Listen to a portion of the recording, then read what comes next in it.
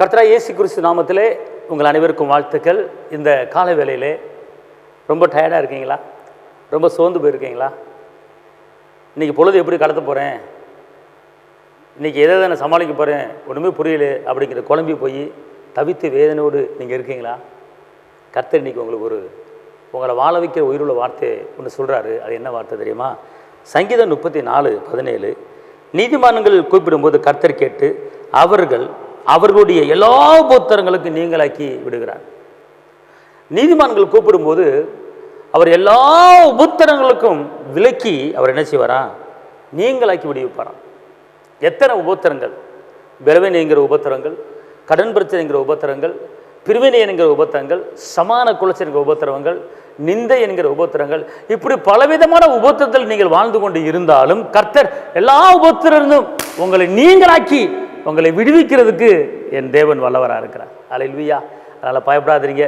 எத்தனை உபத்திரம் வரட்டும், எத்தனை போராட்டம் வரட்டும், எத்தனை நிந்த வரட்டும், ஒன்றும் கவலைப்படாதீங்க. இயேசுவின் ரத்தத்தால் நீங்கள் நீதிமானா மாறி இருக்கிறீங்க. ரத்தத்தை சிந்தி உங்களை என்னை நீதிமானா மாற்றிருக்கிறார். பயப்படாதீங்க. வெட்கப்பட்ட இடத்துல கர்த்தர் உங்களை உயர்த்த போறாரு. ஹல்லேலூயா. அதனால் பயப்படாதீர்கள். அவர் எல்லா உபத்திரங்களுக்கு நீங்களாக்கி விடுவித்து உங்களை காக்க போறார். இன்னைக்கு எல்லாத்துக்கும் ஒரு விடுதலை. எந்தெந்த உபத்திரத்துக்கு கலங்கிட்டு இருக்கீங்க, இன்னைக்கு உங்கள் உபத்திரம் இன்னைக்கு விலகுது. உங்கள் உபத்திரம் என்ன செய்யுது? விலகுது. எந்திரிங்க, கம்பீரம் எந்திரிங்க, உற்சாகமாக எந்திரிங்க. அப்படியே நல்ல தேவனை மகிமைப்படுத்துங்க, நல்லா ஆடுங்க, நல்லா துதிங்க, கர்த்தரை மகிமைப்படுத்துங்க. உங்கள் உபத்திரம் ஆட்டோமேட்டிக்காக மாறுது. அல்லேலூயா. துதித்து பாருங்க, அவரை மகிமைப்படுத்தி பாருங்க. இங்கே இருங்களேன், யூதன் என்றுமில்லை, கிரேக்கர் என்றுமில்லை, அவரை ஆராதிக்கிற, அவரை தொழுது கொள்கிற யாவருக்கும் என் தகப்பன் இயேசுவானவர் ஐஸ்வர்ய சம்பன்னராக இருக்கிறார்.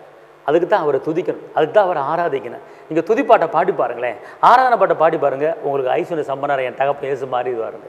ஏன் கலங்குறீங்க? ஏன் வேதனைப்படுறீங்க? ஏன் நெருக்கப்படுறீங்க? நாளைக்கு எப்படி சமாளிப்பேன், நாளைக்கு இந்த பிரச்சனை எப்படி சமாளிப்பேன்? கலங்காதீங்க. மழை போல பிரச்சனை வந்தாலும் பனி போல உருவாக்கிற கர்த்தர் உங்களோடு இருக்காருங்க.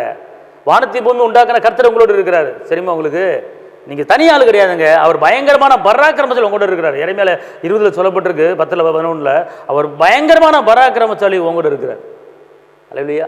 கர்த்தரோ பயங்கரமான பராக்கிரமசாலி என்னோடு இருக்கிறார். ஆகையால் துன்பப்படுத்துவர்கள் மேற்கொள்ளும் இடறுவார்கள், தங்கள் காரியம் வாய்க்காதபடியால் மிகவும் வெட்கப்பட்டு போவார்கள். மறக்கப்படாத நித்திய இலட்சி அவருக்கு உண்டாவதாக. ஆனாலும் நீதிமானை சோதித்தறிந்து உள்ளிதிரிகளின் சேனைகளை பார்க்கிற சேனைகளின் கர்த்தாவே, நீர் அவர்களுக்கு சரி கட்டுகிறது என் கண்கள் காண்பாங்க. அப்புறம் இப்படி கிருபையை கர்த்தர் உங்களுக்கு கொடுத்துருக்காரு. தைரியமா இருங்க. எல்லா உபத்திரம் உங்களுக்கு மாறுது. உங்களுக்கு நான் ஜெபிக்கிறேன். தகப்பனே இயேசப்பா, நன்றியோடு துதிக்கிறேன், ஸ்தோத்திரிக்கிறேன். இந்த நாளில் இந்த வார்த்தை கேட்குற ஒவ்வொருவரையும் நீங்கள் ஆஸ்வதிங்கப்பா. எத்தனை உபத்திரங்கள், எத்தனை வேதனைகள், எத்தனை கஷ்டங்கள், எத்தனை நெருக்கங்கள், எல்லாவற்றையும் சமாளித்து உங்களுடைய பிள்ளைகள் ஓடிக்கொண்டிருக்கிறாங்க.